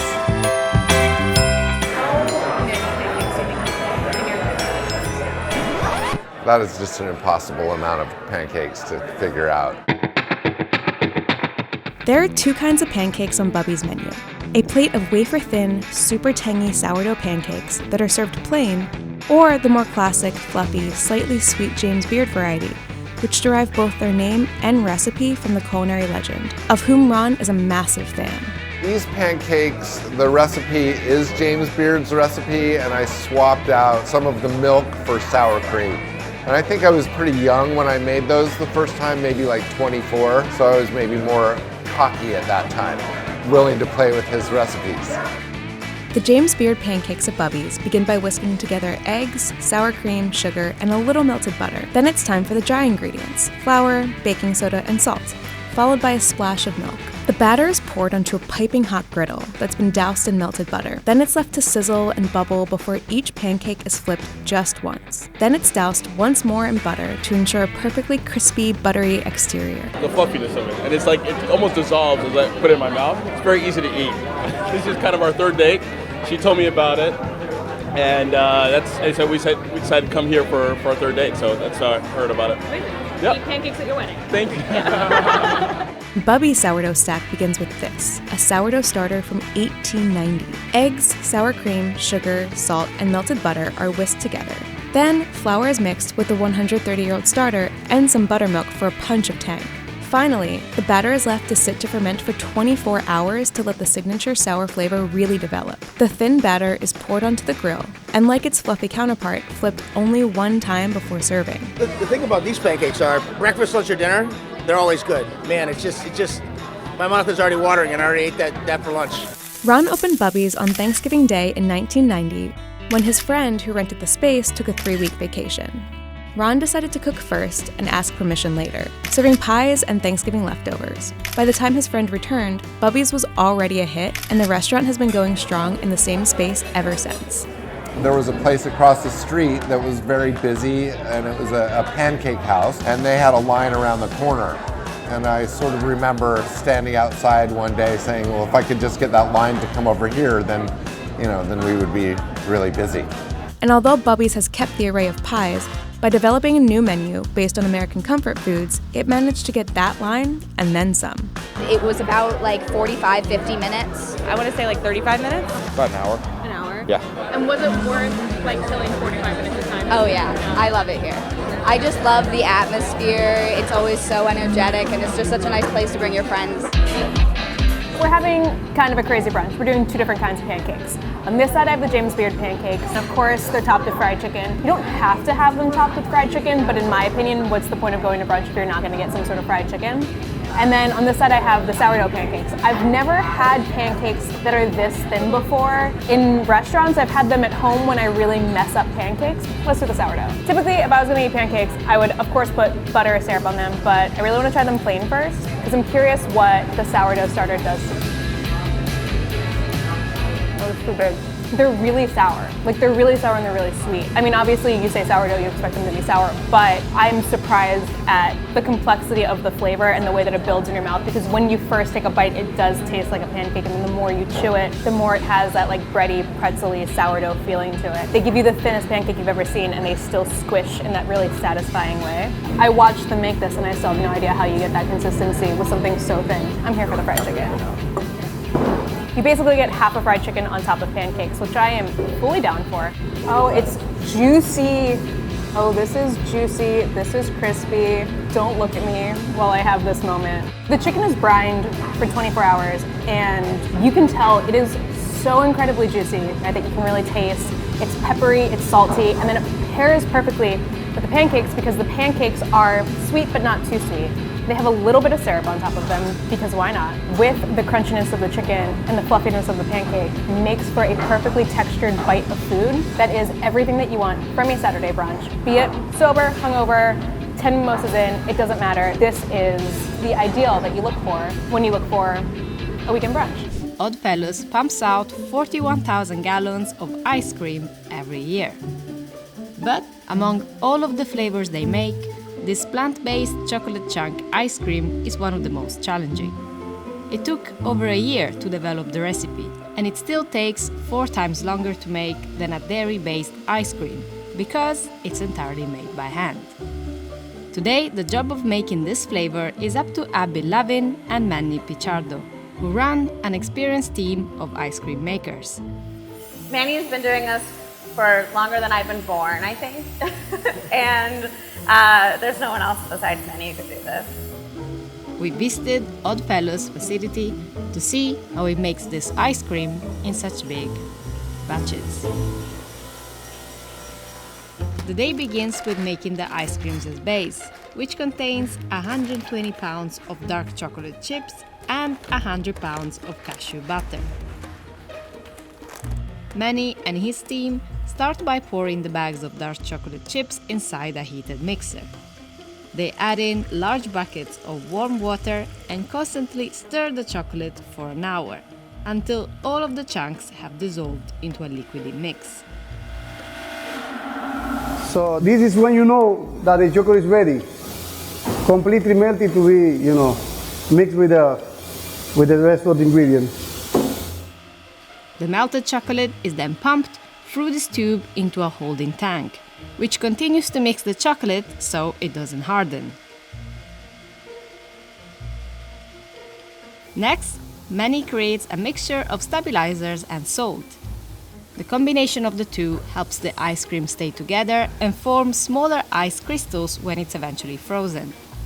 It also gives the ice cream some softness. But according to Abby, adding too much stabilizer can be a recipe for disaster. If you have too much stabilizer, it melts really quickly. It becomes really chewy. If you have too little stabilizer, it's really hard. It's hard to scoop, it's hard to eat. So having not only the right amount of stabilizer, but the right type of stabilizer is really important. They add more water to the mix and continue stirring it to maintain the smooth consistency before adding in 50 pounds of invert sugar. Invert is sweeter than sugar, and it really helps bring a nice soft mouthfeel to the ice cream, and not let it get too icy and not too sweet, but sweet enough that it's delicious. Next, it's time to turn cashew butter into cashew milk.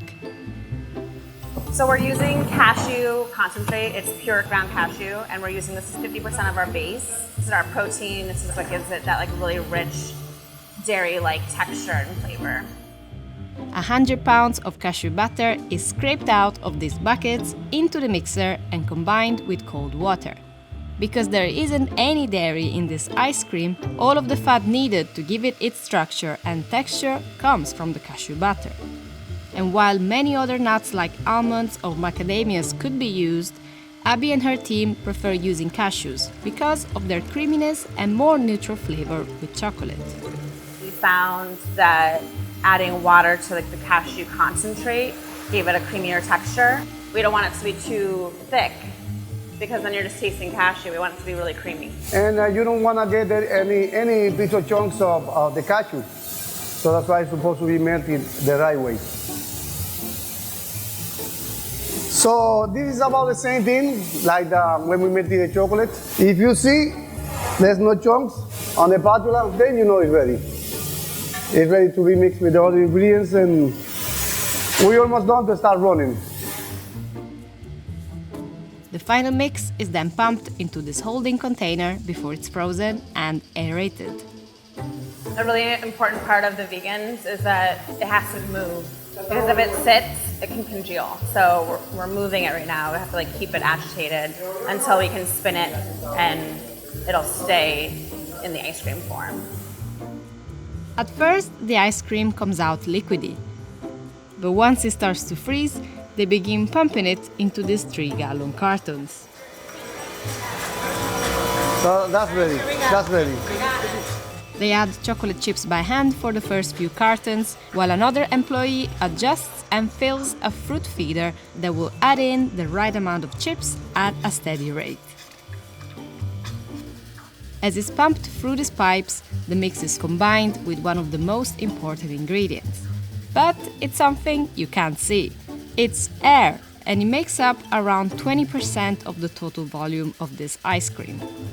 Air is what makes or breaks ice cream, in my opinion. The air creates volume, it creates texture. It's one of the most important ingredients, actually.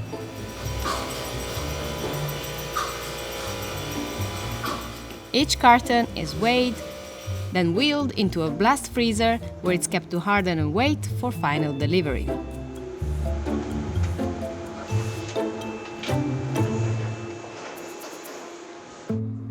At OddFellows Domino Park location in Williamsburg, they sell around 60 gallons of ice cream every week and offer over 20 flavors. From wasabi chocolate chip to mango sticky rice, the flavors are non-traditional and draw a unique clientele. Our customers are super adventurous, and they know that when they come into our ice cream shop, they can get cookies and cream ice cream, but they're also super excited to try our more odd flavors, and that's what brings them in, that's what brings them back. It's actually delicious. But sometimes people just want a traditional flavor that's slightly different, like the vegan chocolate chunk. So I'm new to the vegan ice cream scene, and this is a lot better than what I expected. It still has the creaminess and the richness that you would get from your typical traditional ice cream scoop, but it has a lightness to it as well, which is really nice. And you get some really nice chunks in here too. Can't say no. So yeah, guys, come to OddFellows, get your vegan ice cream. Fried chicken and waffles first appeared on menus at Wells Supper Club in Harlem back in the 1930s. Although that restaurant has since closed, the dish never lost its hook on the people here. And much of that is thanks to Amy Ruth's popularity. A lot of my friends, they go to Atlanta and they're like, oh, where's the chicken and waffles? I'm like, that's not a staple in the South. It's from Harlem. If they're coming to Harlem, Amy Ruth's is always the place to go. Yeah. The chicken at Amy Ruth's starts with a secret blend of spices. What we do is, in order to ensure that the chicken is flavorful and the season get time to evaporate to the bone, we pre-season the chicken 24 hours in advance. It's like a rub. Then Sister Jeanette dredges the chicken in flour, making sure to cover each breast and the corners of the wings evenly. This ensures every bit gets crispy when it heads to the fryer. The chicken usually fries for about 12 minutes, but the cooks will know it's done when it floats all the way to the top. As for the signature sweet half of this dish, there's Amy Ruth's golden brown waffle. The key to the waffle is so it won't fill you up with gas, is to make it at least 24 hours in advance. and let it expand in like a 5-gallon container we put it in. Is this sort of like when they tell you with pancake batter to let it sit before you make pancakes? Same results. It tastes better, and it's better on your digestive system. It's not struggling to digest because there's no gas in it. Typically, they make the batter in 60-pound batches in a 5-gallon bucket. But Sister Jeanette agreed to show us herself by hand. We have never made the waffle mix for anyone. What? You guys are, what's today's date? The 19th. This is your lucky day. This is your lucky day 2020. Like any typical batter, there's vanilla, cinnamon, brown sugar, flour, and something special she wouldn't share. How you cook is the key. Yeah. You gotta cook with love. You gotta time each ingredient that you put in because you want it to have a desired fluffiness. She whisks it until all the clumps are gone and the batter is totally smooth. See how it's expanding? Yeah. After it sits, it's ready for the iron, where each scoop of batter cooks for about 3 minutes until the waffle is soft with a golden brown color. Dubbed the Reverend Al Sharpton on the menu, this plate is one of several tributes to famous Black figures you'll find at Amy Ruth's, and orders for that dish come through in the hundreds each week. When we were open before COVID, it was about 2,000 a week. Now that during COVID, we're about 500. 2,000 a week, pre-COVID, 500. That's still a lot. Yeah, still a lot. The way that they season and batter their food is light enough that it's not too salty, but enough to give you flavor. There's a right amount of crunch, there's a right amount of crisp. You know, you're not disappointed when you want something crunchy. They even give you the condiments, but you don't even really have to use them, because the food is so delicious that you don't want to mess with it. In 2017, the Daily Meal recognized the restaurant for serving the second best chicken and waffles in the country. Sometime when I look out the little cubbyhole and look at the people when they receive their food, it's like they're in love. Not like it's a person, but it's something that makes them happy and give them joy. I guess they could say, let me go to Amy Ruth and get those chicken and waffles. The enthusiasm makes me want to give more, makes me want to do more, makes me want to try and make everything perfect, you know? It takes you home, you know what I mean? Like, you feel the love, you feel everything in it. It's not a miss, it's always a hit. Like the names on the menu, the tributes continue with paintings of prominent Black figures on the restaurant's walls. And if you look close enough, you'll find Sister Jeanette up there with them, the soul behind this soul food restaurant. I can't be anything else but fun and kind and sweet and loving and caring. I grew up in the South on a farm, rough life, but a good life. And I grew up with 13 brothers and sisters. Wow. And I am the 7th.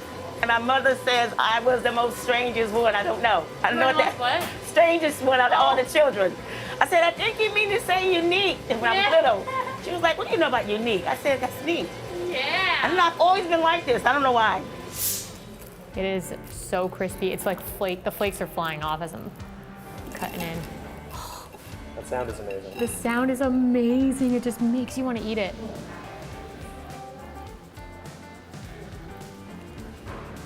That is super different. That is not a typical waffle. I think there's like a corn base in this waffle in some way. That is not confirmed. I'm totally just guessing, but there's a sweet corn flavor. You can't just make it plain. Okay. It'll be like everybody else's. Right. Like I forgot I was eating a waffle for a second because I thought there was cornbread in my mouth, which sounds strange. But like, I got transported to like a different food that I've experienced, and I think that's because like the flavors mimic that. I love the crispiness of the waffle, and then inside it's just so soft and like decadent. Like it's like amazing. Then you put the syrup, the butter. It's like, oh my gosh, it's to a level. The chicken is crispy. Then you got like the tender meat inside. Oh my gosh, so good. This is great. Like I just want to keep. Normally I don't take this many bites. I'm in it. I want just more. The skin is addicting. Like you taste that crunchy, salty, crisp skin in your mouth, and you're like, okay, let's just have more of that. Great dish overall. I want to go back in the kitchen, talk to Sister Jeanette, try to coerce her to tell me what she put in the waffle batter so I can make it at home. Because that's how much I'm enjoying this waffle more than other waffles I've had. With all of the iconic cuisines that we have in the city, it's nice that this type of cuisine is represented. And then people can come to the place where the people are cooking it and enjoy it in its home. plate of these Ukrainian dumplings will only cost you $5. But they're a little hard to find. Down in the East Village, if you make your way to East 7th Street between 2nd Avenue and Cooper Square, you'll see East Village Chiropractic, and right beside it, this blue Cyrillic sign. Head down the stairs below it and you'll find handmade Ukrainian comfort food at this treasured hideaway called Streecha.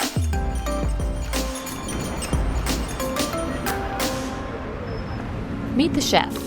My name is Dmytro Kovalenko and I run kitchen at Streecha. Streecha's not your typical restaurant. It opened 40 years ago to raise money for St. George Ukrainian Catholic Church, which is why Dmytro, or Dima, calls it a church kitchen. It's run entirely by volunteers who come to make pierogi by hand, or in Ukrainian. We say vareniki, yeah, but in some part of Ukraine they say pierogi. So boss is right. Dima starts by making the outer layer. I'm making dough. Then I'm using this roller to make circles. Then I put filling on it, potato, onion, cheese, butter, salt, black pepper. I guess that's it. It's simple, but people say it's delicious. It tastes beautiful. I tell you the best vareniki I ever had. That's the best. My grandchildren, they never made what I made at home. He said no, they want it from Dima. That's Helen. Like the rest of the women around this table, she comes by once a week to help make vareniki. That's all women from the parish of the church. So yeah, that's like a part of their social activity. They like to make kind of donation to the church, so by helping here in Streecha, yeah, they do that. 20 years I working here. 20 years? Yeah, I am here. I like it here because this nice person over here, nice boss. Once Dima's done cutting dough, the women help pinch each dumpling closed. It's the same like you have a boyfriend and he squeezes you and he kisses you by lips. And you pinch it, punch it, so you make it perfect. Then they're boiled for 5 minutes and set beside a window to dry. Don't let them go. They have to package pierogi. Usually we make like 2,000 of pierogi every Friday. And then they all gone by the next Wednesday. Each plate is served with caramelized onions and a large dollop of sour cream. Super comfort food. Definitely gets its flavor from the caramelized onions, he was right. So it's savory and soft and silky maybe. And we can say that about all Ukrainian food. It's a little bit like sweet and salty, I would say. It's pleasure to eat, because you don't need it even thick, they go like salt inside. Very, very tasty. Along with Ukrainian dumplings, Dima serves 3 other traditional dishes. This is like 4 most famous Ukrainian dishes. That's what people comes here for. They always want to see those pierogi, the borscht, stuffed cabbage. If you do something else, they gonna say, where is stuffed cabbage? You're gonna hear it for sure. Although the kitchen serves mostly churchgoers, it's open to the public too. Some come just for Dima's daily specials, like fish with mushrooms in a cream sauce. It's like home-cooked food. I used to always get like the borscht and the pierogis, but then once he started doing the specials, like just every single day.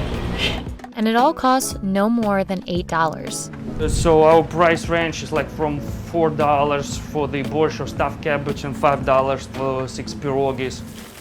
Okay, have a good day. You're welcome. Dima left eastern Ukraine 6 years ago to escape the ongoing conflict there between Ukraine and pro-Russian separatists. Shortly after arriving in New York, he became a volunteer and head of the kitchen at Streecha. At first they didn't like me. Yeah. Well, the new guy, he's young, like we are here, like we know what to do, you do everything wrong. And to be honest, I was doing it a little bit wrong. It took me time to get experience, to learn how to do it so they like it. The dough, it was too tough for them. Make it softer. That's what I heard. Yeah. And now they are my best friends.